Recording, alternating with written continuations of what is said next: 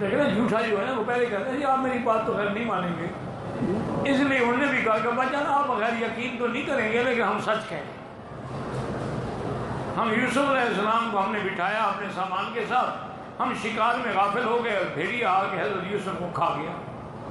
یہ دیکھیں ان کا قمیص ہے اور یہ دیکھیں یوسف کا خون ہے۔ حضرت یعقوب علیہ السلام نے قمیص کو دیکھا بڑے غور سے اور فرمایا کہ بھائی تم سے زیادہ تو وہ بھیڑیا عقل والا تھا۔ انہوں نے کہا کیسے؟ انہوں نے کہا دیکھو یوسف کو کھا گیا، قمیص نہیں پھٹا۔ کتنا بھیڑیا عقل والا تھا کہ پہلے قمیص اتارا پھر یوسف کو کھایا پھر خون لگایا۔